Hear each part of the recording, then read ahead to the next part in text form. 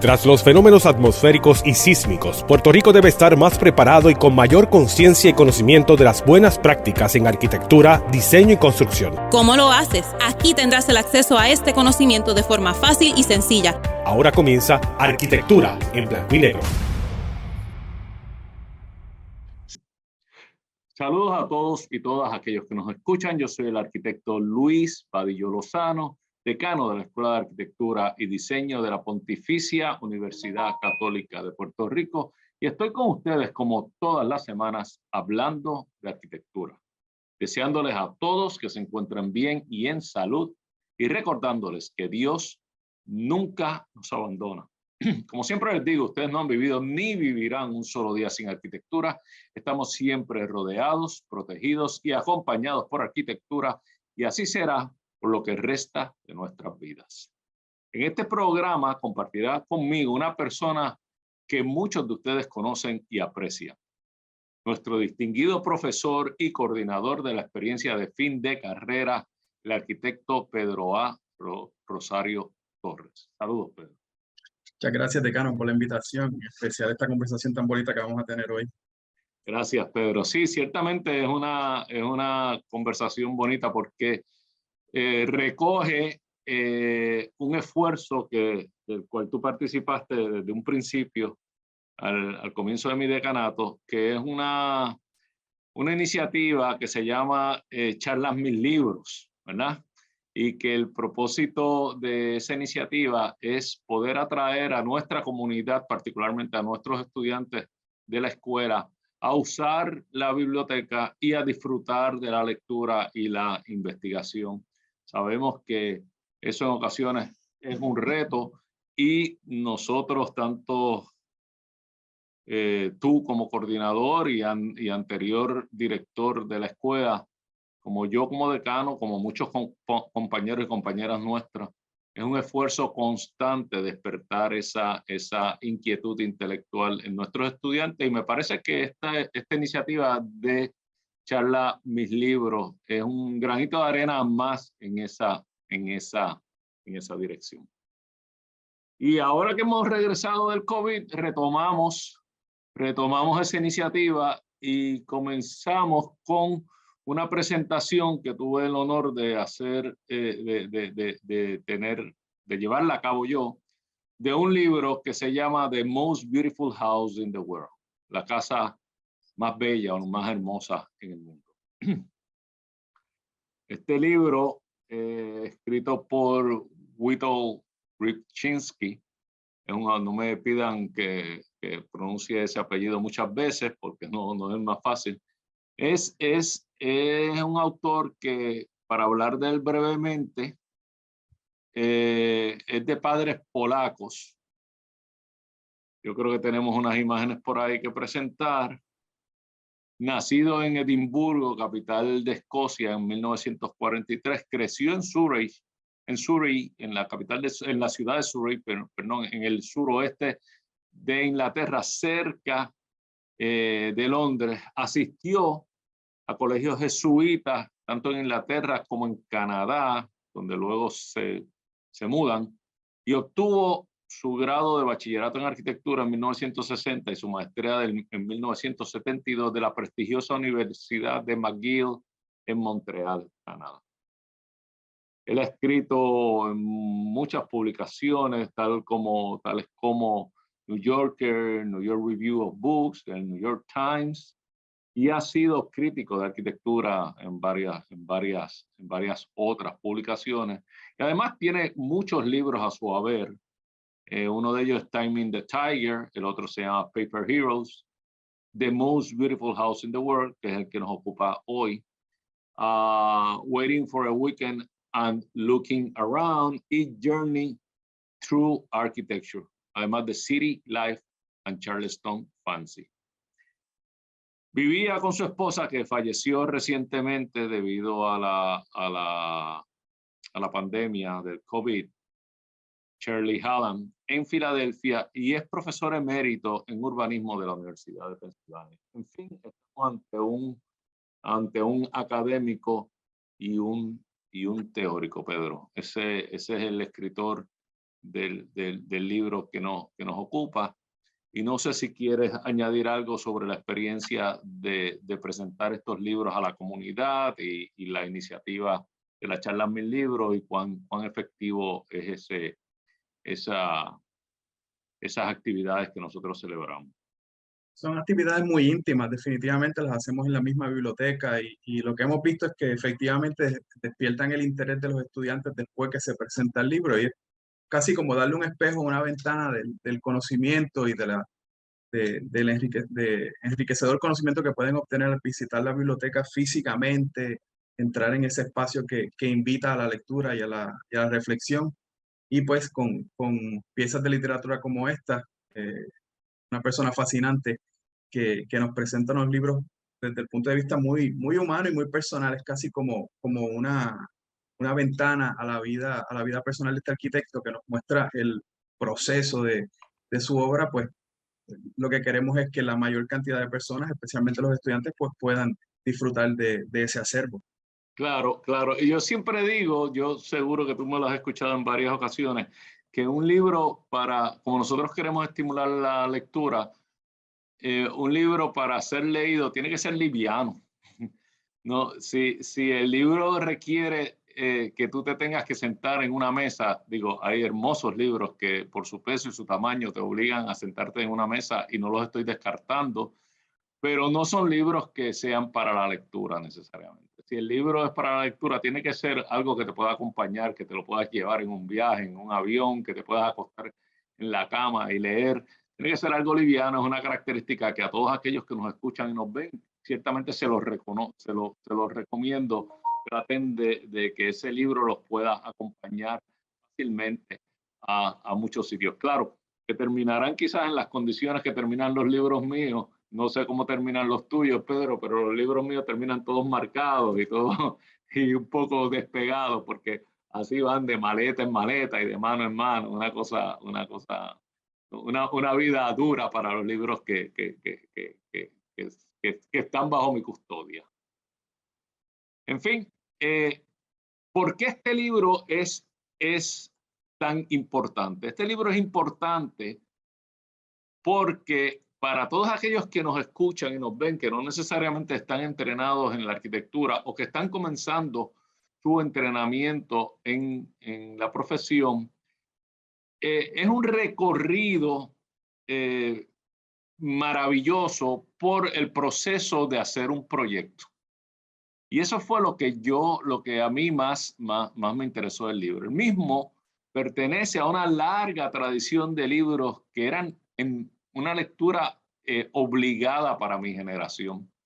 Son hermosos libritos cortos que fueron referentes del momento y al cual este se une, quizás un poco más tardío porque este llega en los años 80 y 90. Este conjunto de libros o a este conjunto de libros pertenecen algunos títulos que estoy seguro para ti son familiares, como el libro de Peter Blake, Master Builders, escrito en 1960. Ahí podemos ver las fotos de 3 maestros del movimiento moderno que definitivamente no pueden escapar a ningún arquitecto como Le Corbusier, Mies van der Rohe y Frank Lloyd Wright, en esa misma foto que estamos viendo. The Image of the City, Pedro, que es un libro con el que tú estás bastante relacionado, escrito por Kevin Lynch, el arquitecto y planificador urbano y urbanista, debo decir, en 1960. Un libro interesantísimo que recomiendo a todo el mundo, difícil en su momento, muy discutido y polémico, Complexity and Contradiction in Architecture, escrito en 1962 por Robert Venturi en sus planteamientos, comienza sus planteamientos del movimiento postmoderno. Otro libro de Venturi escrito en combinación o en conjunto con su socia y esposa Denise Scott Brown, que se llama Learning from Las Vegas, escrito en 1972. muy fácil de leer el libro, muy interesante. From Bauhaus to Our House, escrito en 1981 por Tom Wolfe. Tiene dos versiones que yo en sus portadas diferentes. Y este libro, The Most Beautiful House in the World, que es el que nos ocupa hoy. Antes de proseguir y entrar de lleno al libro que nos ocupa hoy, ¿qué te parece este recogido de libritos sobre teoría y posturas de la arquitectura que he compartido con nuestros oyentes? Tal vez el uso de la palabra librito podría hacer pensar que no son piezas importantes, son piezas que cambiaron la historia de la arquitectura. Cuando llegamos a estos dos libros de Venturi, definieron, como usted bien menciona, la base del pensamiento postmoderno. Básicamente es un cambio de primera a segunda mitad del siglo XX, de libros de los años 60, 70. Y libros base, el libro de Kevin Lynch ha sido base de eventos que se han reseñado en este mismo programa, Repensando Ponce, los cursos de diseño urbano en nuestra escuela, definitivamente el libro que se va a reseñar hoy, que presenta unas posturas muy discutidas por los arquitectos.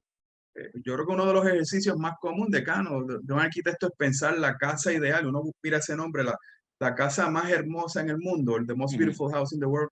Uno empieza a pensar en esa búsqueda del arquitecto, esa búsqueda inigualable o inalcanzable, uno podría decir, de encontrar la perfección, de encontrar la belleza en la arquitectura. Es una búsqueda constante que nos obsesiona, que casi que se convierte en una utopía. El arquitecto, cuando diseña, no diseña errores, siempre lo que diseña son decisiones que entiende que son perfectas y que son bellas y que son correctas.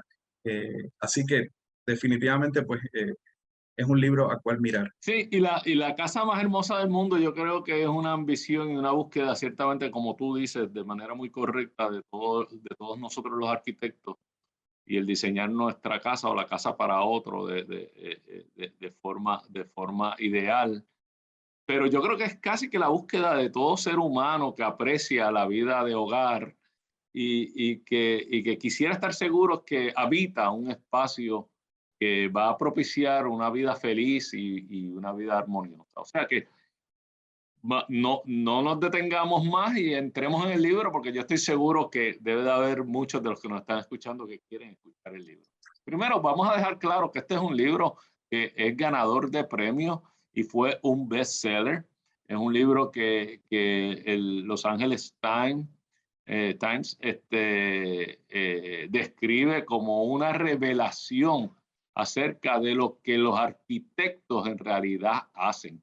Esto de qué es lo que hacen los arquitectos. Ayer estaba en una entrevista y me preguntaron exactamente dos preguntas bien complejas, Pedro. ¿Qué hacen los arquitectos y qué es arquitectura? Y yo digo, la verdad es que la próxima vez que me vayan a invitar a una entrevista hostil, avísenme antes, porque tú sabes que esos son dos preguntas bien complejas de contestar, y que yo sé que tú te has esforzado en encontrar una respuesta coherente a esas dos preguntas. Y este libro, según Los Angeles Times, precisamente abre esa puerta secreta de qué es lo que hacemos nosotros y de cómo es que lo hacemos.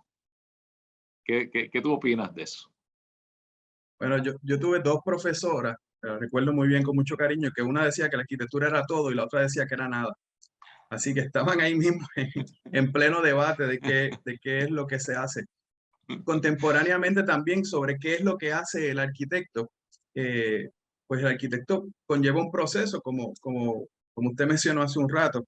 Y qué interesante esa palabra, el arquitecto efectúa un proceso. Hasta atletas contemporáneos usan esa expresión de yo soy el proceso, queriendo decir que no están en un estado estático, sino que todo el tiempo están en una búsqueda, en un dinamismo. Y así yo creo que nosotros nos vemos, los profesionales de la arquitectura. Correcto. Y este libro ayuda a aquel que no está entrenado en arquitectura, que le debemos de recomendar el libro, a ir y acompañar a Rybczynski, acompañarlo en ese proceso. Bueno, en este libro, el autor nos transporta a una extraordinaria odisea mientras nos comparte el proceso por el que pasó para el diseño de su propia casa. El pequeño proyecto de Rybczynski comienza con un cobertizo, comienza con la intención de construir un bote cuando él nunca había construido un bote. Pero entonces sabe que para construir el bote necesita espacio y necesita un lugar donde construirlo. Y se va a esta propiedad, una propiedad que es del matrimonio, que es de ellos, pero que ellos en realidad no utilizaban mucho, una propiedad cerca de un lago, y que ellos no iban y la tenían como una propiedad en el campo que ellos no utilizaban. Y entonces se va allí buscando el lugar ideal para construir el bote y para construir un cobertizo, un boathouse, como le llaman, para construir el bote este. Comienza con ese cobertizo para construir el bote y luego de una serie de felices accidentes, el mismo crece y evoluciona gradualmente hasta convertirse en una residencia completa. Nos va llevando por todo el proceso de cómo se va complicando el proyecto y cómo el arquitecto decide seguir añadiéndole cosas y casi hasta se olvida del proyecto original del bote y se dedica completamente a hacer arquitectura. El libro no tenía en un principio la intención de ser un libro per se, sino él decide llevar un diario. Y esto es lo más delicioso que yo encuentro de la lectura, porque es como que bien espontánea, es como que bien orgánica. Él nos lleva por día a día y cómo es que se le van presentando las situaciones. Y concluye este libro como uno reflexivo acerca de la toma de decisiones en el diseño y de cómo la arquitectura más modesta es el destilado de los mismos planteamientos de aquella otra arquitectura que es más ambiciosa. O sea que no hay proyecto pequeño. Eso es lo que nos enseña básicamente. En este libro compartimos el delinear y la evolución del proceso de diseño por el cual atraviesa el autor, que toca temas tales de carácter teórico como de carácter práctico. O sea que, de nuevo, para el que nos escucha, va a ver cómo se hace arquitectura tanto desde el punto de planteamientos teóricos al punto de planteamientos prácticos. Escribe acerca de una diversidad de tópicos tales de cómo, de dónde provienen y cuáles son los ancestros de los humildes cobertizos. Esto es interesante, Pedro, porque cuando él empieza a buscar sobre cobertizos en el pasado, en la historia, porque él es una persona muy interesante, estamos ante un académico, y empieza a investigar y dice, no encuentro casi cobertizos en la historia. Entonces se da cuenta que no hay, porque eran estructuras demasiado muy modestas, construidos con los materiales más baratos, con las peores técnicas y por las personas menos diestras. Porque los mejores materiales, las mejores técnicas y las personas más diestras se dedicaban a los grandes proyectos. Entonces él hace una reflexión aquí que quizás tú puedas aportar, de que la vista de la historia a través de la arquitectura es un tanto distorsionada, porque solamente nos llegan los grandes edificios, los palacios, los castillos, los centros de poder, las catedrales, pero la cotidianidad de la vida queda un tanto borrada. O sea que él dice que nosotros vemos la historia a través de un prisma o de un lente opaco. Tú que eres profesor de historia, ¿cuál es tu opinión alrededor de esto? Es muy cierto, yo creo que le toca un tiempo especial a él en los años 80 al final para hacer este libro, porque viviendo en la edad contemporánea, tal vez uno empieza a reconocer la casa como elemento a analizar en la arquitectura desde tal de los años 1700, y ya cuando cruzamos cerca de los 1800 tarde y temprano los 1900, entonces ya en lo que se conoce en la historia como la edad contemporánea, ahí sí se han analizado y se han valuado o valorizado las casas, ¿verdad? La residencia unifamiliar, tal vez pensando en posturas desde la revolución industrial en adelante. Es interesante la manera en que él presenta esa valoración, que no es el único libro. 3 años antes él había hecho el libro Home, A Short History of an Idea. O sea que parece que él ya venía acariciando esas ideas de la domesticidad, la intimidad, la privacidad, aspectos que usted lo menciona en el comienzo del programa, y yo se lo comento a los estudiantes, La arquitectura te acompaña en los momentos más íntimos tuyos. La arquitectura conoce de ti lo que nadie conoce. Lo que nadie Y conoce. él toca esos temas.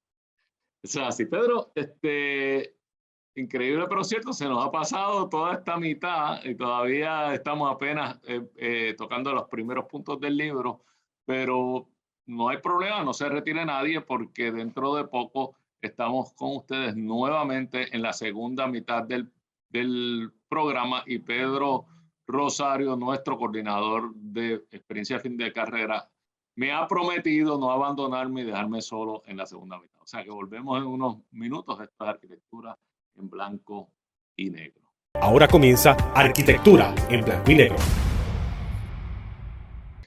Amigos, aquí de regreso, yo soy el arquitecto Luis Vadillo Lozano, decano de la Escuela de Arquitectura y Diseño de la Pontificia Universidad Católica de Puerto Rico, y esto es Arquitectura en blanco y negro.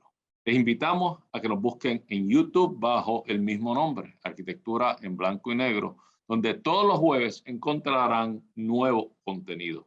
En este programa compartiremos con ustedes conocimientos de esta bella profesión, aquellos que les sirvan para saber evaluar, observar y poder exigir, además de saber apreciar la buena arquitectura. Nuevamente, como les deseé en un comienzo, espero que se encuentren bien y en salud. Y les recuerdo que Dios nunca nos abandona. En esta segunda mitad del programa, tal y como prometió, no nos abandonó. Sigue con nosotros nuestro distinguido profesor y coordinador de la experiencia de fin de carrera, Pedro A. Rosario Torres. Saludos, Pedro. Qué bueno que estás con nosotros. Saludos, decano, y saludos a todos que nos escuchan. Pedro, estamos compartiendo con nuestros oyentes y ahora nuestros seguidores en YouTube un hermoso libro que es buenísimo para todo aquel que quiera adentrarse en el tema de arquitectura, que se llama The Most Beautiful House in the World. Este libro es un libro que nos lleva por un recorrido sencillo del proceso que pasa el autor, quien es arquitecto, en el diseño de su propia casa. Y nos habíamos quedado en la mitad anterior de que el autor había realizado, y tú habías hecho un comentario muy, muy educado, de que la historia vista a través del lente de la arquitectura luce un tanto distorsionada porque lo que nos llega a nosotros son los grandes edificios y se borra un poco el edificio cotidiano, el edificio que fue construido con menor calidad y con materiales quizás que no tenían la misma durabilidad de aquellos que sí se incluían en los proyectos grandes, como pueden ser castillos, palacios, catedrales, etc.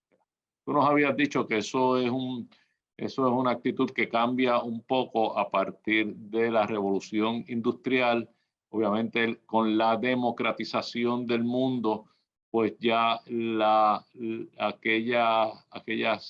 aquellos componentes de la arquitectura que en el pasado quizás no se le prestaba atención, ahora sí, porque es el de todos nosotros, ¿verdad? Es el de la democracia, y donde el ser humano pues tiende a tener mayor participación en las decisiones y en la vida y en la economía y en todos los aspectos que una sociedad puede reunir, aun cuando no necesariamente pertenece a las clases superiores y dominantes. O sea que sí, eso ha cambiado, pero no es menos cierto lo que él dice de que la arquitectura ancestral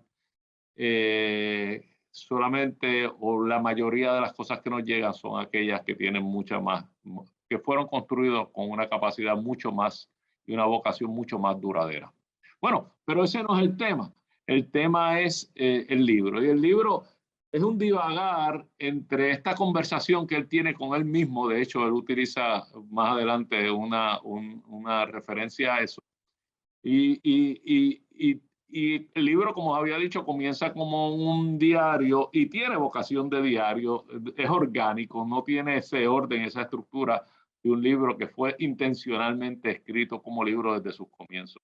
Entonces, en ese divagar nos lleva a algo curiosísimo, Pedro, y es una comparación que él hace entre la arquitectura y el vestir. Y toda la razón es porque aunque él creía que él iba a adelantar bien rápido en este proyecto de construir el cobertizo, la realidad no es esa. La realidad es que él empieza a analizar tanto el proyecto para que quede bien, y porque él empieza a darse cuenta que pequeña arquitectura es arquitectura importante también, que le empieza a alcanzar el cambio de temporada y el otoño, y empieza a pasar frío cuando va allí a analizar el proyecto y la ubicación del proyecto en su propiedad, y entonces se empieza a abrigar él, y se da cuenta que si él se empieza a abrigar con una vestimenta de mayor peso, ¿verdad? Porque ya empieza a tener frío, es que el cobertizo también iba a tener que tener estas características, que no iba a poder ser un simple techo como él pensaba. Y entonces ahí él evoluciona y reflexiona en las similitudes entre el vestir y la arquitectura, tanto como, por ejemplo, él menciona que el vestir empieza rudimentario en la antigüedad, como empieza la arquitectura rudimentaria en la antigüedad, que era simplemente un techo para cubrirnos, pero que poco a poco empieza a participar de los gustos, los intereses y las preferencias que el ser humano va desarrollando según se va sofisticando. Y entonces ahí surgen los periodos y surgen los estilos tanto en la ropa como en la arquitectura, pero que el propósito básico de ambas industrias es proteger la fragilidad del ser humano, porque somos frágiles ante las inclemencias del tiempo, y ambos hacen lo mismo. Y otro aspecto que él entiende que son similares es que el producto final, tanto de la ropa como la arquitectura, es un producto que se utiliza, no es para contemplarse, es para utilizarse, es para vestirse o para habitarse. Es curiosa esa comparación cuando uno lo mira. Yo creo que puede hacer más cercana a la arquitectura a todos los que nos escuchan, aunque no tengan entrenamiento en arquitectura, porque todos vestimos. Eso sí, todos lo hacemos. ¿Qué te parece esa comparación que hace el autor? Me parece interesante y la verdad es que me trae muchas ideas de los mismos tiempos históricos que estamos analizando, precisamente en esos tiempos de 1700 y 1800, donde se habla de la cotidianidad, ahí mismo que se descubre no discrepancia, más bien esa unión entre el esqueleto, el armazón y la piel del edificio. Se empieza a usar esas expresiones. En los 1800, autores como Geoffrey siempre empieza a hablar del carácter enmascarador de la arquitectura para defender sus posturas neobarrocas. Que luego cambian. En el movimiento moderno se altera todo eso. Todo lo contrario. Entonces, usted le va a hacer una relación directa con esto. Más contemporáneamente, autores y profesores como Bernard Tschumi habla de los vectores entre función y piel. Así que estos temas están corriendo por los pasados 250 años de la arquitectura. Sí, son los dos vectores en los que Bernard Tschumi organizó un edificio, y tiene toda la razón. Al simplificarlo a ese grado, uno logra entender qué es un edificio y qué lo compone un edificio. El autor Rybczynski nos hace otra comparación más, ya no es con la vestimenta, sino con la gastronomía, y por las mismas razones. Es exactamente lo mismo. Empieza como algo simplemente para la subsistencia, nos comíamos lo que necesitábamos, pero luego va evolucionando. Entendemos que podemos cocinar la carne, no tenemos que comernos la cruda, que podemos sazonarla y sabe mejor. Tenemos preferencia de cuánta cocinarla. Entonces, es la misma evolución idéntica que tiene la arquitectura. Pasa por ese proceso que empieza desde lo más rudimentario para atender lo básico hasta decir, no, ¿tú sabes qué? Yo lo puedo hacer mejor. Y entonces es una evolución que nos lleva a periodos, a preferencias, a estilos. Y esto me obliga quizás a mencionar un gran arquitecto del movimiento moderno y posmoderno, tengo que decir, que todos conocemos y que nos dice Philip Johnson, que la arquitectura es la segunda actividad del ser humano luego de la agricultura. Qué curioso eso, ¿verdad, Pedro? Muy curioso. Aquí vemos esta vista de Philip Johnson enfrente de su proyecto icónico que tantas veces ha sido reproducido y tantas veces ha sido buscado de imitar, ¿verdad? ¿Qué te parece esta expresión de Philip Johnson acerca de la relación casi cronológica entre la arquitectura, entre la agricultura como primera actividad y la arquitectura como una segunda actividad del ser humano? 100% de acuerdo por algo que había comentado en la primera mitad. La arquitectura nos acompaña siempre desde que nacemos hasta que morimos. Así que es algo esencial en el ser humano. Y sobre esa evolución que mencioné anteriormente, hace unos segundos hice mención de Semper, por ejemplo, y Geoffrey Semper hace esas relaciones entre cómo él muestra lo que es una palabra que no existe en español, el hearth, ¿verdad? El fogón, y cómo se desarrolla esto hasta al espacio de estar en la casa, la sala. Y hace esas relaciones desde lo que es la arquitectura más anterior, ¿verdad? Hasta lo que nos lleva hoy día a un espacio esencial. Algo también que me llama la atención ahora que menciona de Johnson, es que Johnson, en ese cambio, como usted menciona, la arquitectura, estamos diciendo que no es estática, se mueve, y él, como unos 35 años después, le toca, cuando esta casa que estamos viendo en pantalla se convierte en museo, él le toca hacer el pabellón de entrada y es completamente opuesto. Él mismo le apodó al pabellón de entrada el monstruo, porque entonces había tomado las posturas más deconstructivistas ya 35 años después. Sí. Philip Johnson es una figura que evoluciona mucho. Es curioso. Él estuvo en disposición de abandonar posturas minimalistas, modernas, llegar al posmodernismo, el desconstructivismo. Es un genio de la arquitectura, una gran figura. Bueno, moviéndonos en el libro, el autor nos cuenta que llegado al solar, a la propiedad, cuando decide dónde lo voy a emplazar, él al principio tenía 3 lugares, luego se escoge 2 lugares, pero entre esos 2 lugares no sabía por cuál decidirse dónde debía de emplazar el edificio, en este caso el boathouse, y el cobertizo para construir el bote. Y en realidad despierta tanto amor por la propiedad, que la va descubriendo, una propiedad a la que no iban y a la que no participaban mucho, que la va descubriendo, que él lo menos que quiere es afectar la propiedad. Y entonces él quiere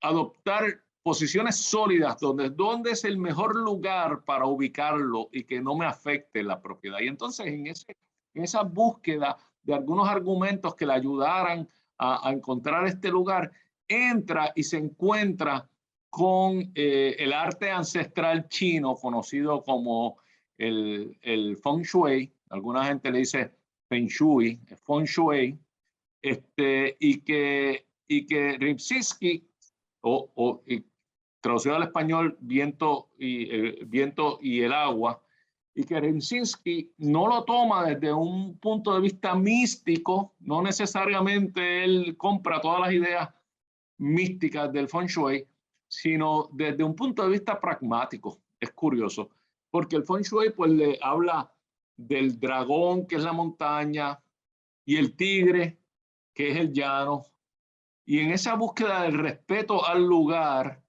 él dice, pues mira, si el dragón es el plano inclinado y el tigre es el llano, entonces, ¿dónde se debe de emplazar el edificio? O sea, el edificio, el Feng Shui le dice, debe emplazarse en un punto medio, ni en uno ni en el otro, ¿verdad?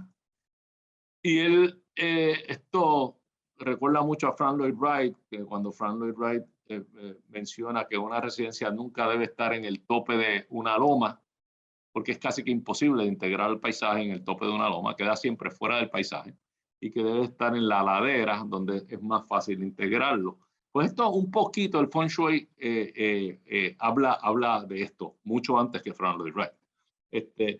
Entonces, si nosotros empezamos a adentrarnos en este arte del Feng Shui, podríamos pensar que tenemos que adoptar todas sus creencias. Él dice, no, usted no tiene que adoptar las creencias. Simplemente te da unos argumentos para que tú puedas o le dio a él unos argumentos para que él pudiera tomar la decisión de dónde ubicarlo. Dice, tiene toda la lógica del mundo. Si yo no lo pongo en el tope de la montaña, entonces la casa queda más protegida porque no queda expuesta a los vientos y al clima y a las bajas temperaturas que estarían en el tope de la montaña. Y si no lo pongo abajo en el llano, pues me separa de las aguas crecidas. O sea que si el lago crece o el río crece o demás, mi casa no se inunda. Por otro lado, si cumplo con tener el lago o el río al frente, me va a permitir tener una vista amplia a la distancia y dominar quién se aproxima. Y si tengo la montaña atrás, pues me va a proteger de cualquier en la Edad Media, de cualquier ataque, pero en la actualidad, pues de cualquier intruso que venga, porque no va a venir por la montaña. Entonces, él dice, esto fue suficiente para yo poder escoger entre los últimos dos lugares que estaba debatiéndome de dónde ubicar el bote, sin necesidad de comprar todo el discurso romántico del Feng Shui y sin necesidad de compartir todas sus creencias, simplemente utilizando el pragmatismo que hay detrás de estas enseñanzas. Entonces, de ahí él sigue moviéndose y habla de cómo la arquitectura, ahí empieza a diseñar y cómo la arquitectura es casi como un juego y cómo debe divertirse uno haciéndola, y lo afortunados que somos los arquitectos en poder ver el edificio desde arriba, cortado, a la distancia, desde ángulos que quizás nadie ve y nunca nosotros lo veríamos, y ampliar los detalles, etcétera. Y entonces se da cuenta y usa una frase que a mí me encantó, que los dibujos arquitectónicos son una representación gráfica de una conversación interna del arquitecto consigo mismo. Una conversación interna y privada del arquitecto consigo mismo. Y tú que has diseñado y todos los que hemos diseñado sabemos que mientras estamos diseñando como que nos estamos hablando a nosotros mismos todo el tiempo, ¿verdad? ¿Cómo tú te sientes con eso? Yo puedo hacer mi comentario con una pregunta. ¿Cuál es el cliente más difícil para un arquitecto? Es el mismo. O sea, El mismo. es un dilema total cuando tú estás diseñando una casa o un trabajo para ti mismo, porque cuando trabajas con un cliente, tú sabes que esa es una propuesta y más adelante las otras ideas que te vinieron tienes otras oportunidades, pero la tuya es una, es tu casa. Es que casi que quieres tener todas tus ideas y plasmarlas allí en esa única oportunidad. Un detalle también, decano, con el tema del arte ancestral chino, es que nos recuerda y nos suena a las bases de la sustentabilidad que usamos hoy día. Es así. Que empieza todo empieza con el emplazamiento, donde tomamos esa primera decisión, dónde se toma o dónde se acomoda la arquitectura, es el primer paso de la sustentabilidad. Tú sabes que es muy sabio ese comentario de parte tuya, porque tú y yo sabemos que las decisiones más importantes del proyecto ocurren en las primeras etapas. Y la decisión más importante del proyecto ocurre con que dónde y cómo lo emplazo. Eso, si tú no tomas esa decisión correctamente, puedes estar cargando con un error garrafal por el resto de la vida del edificio, aun cuando hagas un edificio altamente exitoso en su arquitectura, pero si su emplazamiento es equivocado, no hay manera, eso no hay forma de corregirlo. O sea que esa es una decisión que es básica y es importantísima. Pedro, es curioso, ahora íbamos a entrar a compartir la parte en que él comienza a diseñar el edificio, en este caso su casa, convence a su esposa de finalmente vaya a la propiedad, la esposa no iba a la propiedad, vaya con él, y la esposa se enamora, y ambos del sitio, del lugar y del proyecto, y ambos deciden que tienen que hacer una casa. Ya no podía ser el bote, ni el cobertizo para el bote, el lugar era digno para hacer una casa. Y ahí comienza el asunto de cómo diseñar la casa. Y él se da cuenta, arquitecto como es, académico como es, que quizás él tenía que repasar algunos aspectos teóricos que no los tenía tan al día. En este capítulo que se llama Making Space, él empieza a repasar los libros de arquitectura más importantes de la historia, desde los más ancestrales, algunos de ellos que tú enseñas en tus cursos, hasta los libros más recientes, llegando hasta los años 60, básicamente, que es el que explora. Pero tú sabes que nosotros no tenemos el tiempo en este programa de discutir eso, o sea que tenemos que hacer un compromiso con el público de que vamos a sacar un programa para discutir estos fascinantes libros de arquitectura que vamos tú y yo a invitar a los oyentes y a los participantes de este programa, seguidores de este programa, que los busquen, que busquen información de ellos y que se den cuenta su peso en la historia. No tenemos tiempo para entrar en eso, lo haremos en otro programa. Quisiera que unos segundos para que dieras unas palabras de cierre de este programa. Bueno, un agradecimiento por la invitación. Siempre es un placer compartir con usted en esto y más cuando tenemos la oportunidad de conversar con esa claridad. Se usa la expresión arquitectura en blanco y negro, de esa claridad y poder ilustrar a las personas que la arquitectura es un discurso de todos, es un arte de todos, nos pertenece a todos y libros como este y muchos otros lo que nos hacen es darnos esa ventana, hacernos entender, hacer que las personas entiendan por qué es que les acompaña la arquitectura, porque es que la aprecian, porque es que cuando la viajan la buscan, se la disfrutan. Yo creo que eso es lo que hace Rybczynski con este libro, nos muestra ese proceso, hace esa oda al proceso y nos dice, mira, esto es lo que yo me he disfrutado y encuentro belleza en ese proceso y para él había hecho la casa más hermosa del mundo. Y vamos a entrar en eso en otro programa. O sea, que dejamos ahí a todo el mundo pendiente para la próxima ocasión. Ciertamente dijiste unas palabras bien sabias. La arquitectura es de todos. Todos vivimos en arquitectura. Eso es lo que decimos en este programa todos los días. O sea, que es conveniente saber de arquitectura y del proceso de hacer arquitectura. Pedro, gracias a ti por haberme acompañado. Gracias al público que ha permanecido con nosotros esta hora. Les prometemos que vamos a terminar la discusión de este libro en sus últimas partes en otro programa. Esto es Arquitectura en Blanco y Negro y esperamos por ustedes la próxima semana. Gracias. Todos vivimos en sintonía con la arquitectura. Queremos escuchar tus ideas, dudas y preocupaciones. Escríbenos a arquitecturaenblancoynegro@pucpr.edu. Arquitectura en Blanco y Negro es una producción de la Pontificia Universidad Católica de Puerto Rico.